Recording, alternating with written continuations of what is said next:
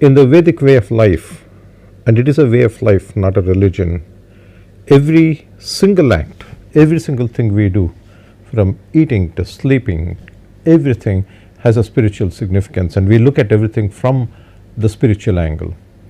It is very common in our land that every day people do puja of some kind, and even to the extent that when we get something new, it could be a vehicle or it could be a new house, every single time there are some things that almost all of us do. So I just want to look at some of those very fundamental things without getting into the depths of Vedic worship. The very first thing we do is the offering of haldi or turmeric. So when you do the puja, at the meaning, in if you want to look at the Samskrita words, they say Haridra Churnam Samarpayami. That is what is said, that basically means that the first Mangala Dravya that we offer is haldi or turmeric. The second thing we offer, and it has to be done in this particular order, the second thing we do is a Kunkuma Churnam Samarpayami, and we offer kumkum. That is the second thing that we do. After that is done, the third thing we do is Sindhura Churnam Samarpayami, and Sindhur, that is what is offered. These three steps are very, very common all across the country, no matter what we do, what type of worship we do. The question is, why do we do these things? Oftentimes people just do it without any understanding of what is going on. And the thing is, for anything to be a karma, karma has two parts, kara and ma. And action, physically doing something, that action is the kara part. Ma, the dhatu patha in Sanskrita, ma, the root meaning is knowledge. So for anything to actually become karma and not just karya, or not just action, physical action, it is very important that it is always in the background, the intention and knowledge of what we are doing should be there. Otherwise, it just becomes physical action. So there are three things that we always talk about: kaya, vacha and manasa. So kaya is the physical action, vacha is the speech, and the third one is manasa, that is the thought that is there in the mind whenever we do anything. So we can learn how to do something physically. We can also learn some mantra that goes with that. But it's the third part that is often missing. That is, what is manasa, what is happening? Kaya, vacha is fine, but manasa, what is happening? So if the mind is actually somewhere else or doesn't know what exactly is going on, and if you blindly put some haldi, kumkum, sindhur, whatever you do, the effect of that is very little, because you're not really taking it all the way through to actually make it a karma, so that that phala from that karma actually comes to us. So let's spend just a few minutes talking about this. According to the Vedic tradition and the belief system, it's not just matter that has color, but energy also has color.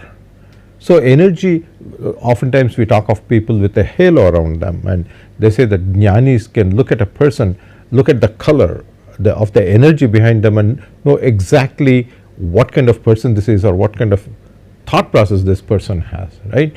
So energy having color is a very accepted thought in the Vedic tradition. If we accept that, then haldi or turmeric, which has yellow color, of course, physically also, even physically, the turmeric has this special property of being a disinfectant, and it will kill any unwanted things. You know, suppose you get a cut or something like that, you can use it as an antiseptic if you put haldi on top of that thing. The yellow color energy also has the same effect, except now we are talking about the mind, we are not talking about physical. So the energy part works on the mind, the physical part works on the annamaya kosha, the physical body, right? So what is this antiseptic energy, and what role does it play in the worship? Well, it turns out that we all know that when we do any worship, eventually we want something. You know, we have some desire, we ask for something. Even though we say that I really don't want anything, you'll actually end up asking for something, right? So I know that karma, that is desire, is going to play a part in my worship process. That's part of my process. Whether I accept it or not, I'm going to ask for something. If not anything else, at least I may ask for blessings. I may ask for something good, right? It doesn't have to be anything bad. But a lot of times what happens is when we ask for something, we really don't know whether that is actually good for us or bad for us. We don't know that. Eventually, in the future, we may find out that something we asked for, which we got, actually was more harmful than good for me. I don't know that at this point in time. So when I do the puja, the very first thing, when I offer haldi and say Haridra Churnam Samarpayami and offer haldi, the thing is that when you look at the divine and the infinite, our thought is that whatever we offer is what we're going to get back. Because it says in our scriptures that yatha yatha upasate tadeva bhavati. So whatever we offer is what you will become. So when I offer this first Mangala Dravya, which is haldi, my thought is that at the first step, the very first step, please make sure that whatever else I'm going to do, whatever I do next, whatever it might be in this process of the Vedic puja, let it all be disinfected. So the second thing, when we offer kumkum, which is red in color, red represents kama, it represents desire. So whatever desire that is already disinfected that I'm going to offer, the thing is, when I offer that, when I do that as an offering to the infinite, my assumption is that that reflection of that will come back to me, so that whatever I ask for will actually be given to me. I'll be blessed with that. Suppose I do get it. So I make sure that what I ask for is not anything bad for me eventually. Secondly, I ask for something. There is a possibility that either I'm given that or I'm not given that. So if I'm not given that, there is nothing more to follow. But what if I'm actually blessed with whatever I asked for? Suppose I want a car, I want whatever I ask for. Suppose I'm actually given that. Then what happens is, oftentimes when we get something, we get obsessed with that. We get very, very obsessed with that. This may be true of people. Like I can get obsessed with my wife, I can get obsessed with my children, my grandchildren, or even a physical object. I can even get obsessed with an idea or a concept.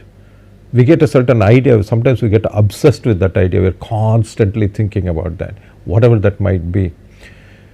Vairagya is an essential part of the Vedic way of life. So our thing is that saffron color, sindhura, saffron color represents Vairagya. That's why you see sannyasis wearing saffron, right? Because they're supposed to have given up many things and they have Vairagya. A lot of times we think that when you think of Vairagya, that you have to throw away everything, you have to give up everything and go away and do some meditation or something like that. But the true Vairagya, the actual Vairagya, the true Vairagya is when you don't have obsession with anything. That is the real Vairagya. There's nothing wrong in having something, but it's very wrong to get obsessed about that and have an obsession about it. So the third Mangala Dravya that I offer, when I offer Sindhura, I'm praying and asking and said, if you choose to give me what I asked for, that is up to you, but if you choose to give me that, then along with that, also please give me Vairagya so that I don't get obsessed with that, because someday when I lose it, anything I get, it could be a material object, it could be a person, we have a fixed duration. After the duration, either that person is gone or I'm gone or that material object is gone. There is going to be separation at some point. Anything that starts needs to have an end, and there is going to be a separation between me and this thing that was, this blessing that was given to me. So when that separation happens, I shouldn't get depressed, I should not get into problems. So when you don't have obsession with that, you don't have that. So these three Mangala Dravyas are very, very important in any Vedic worship.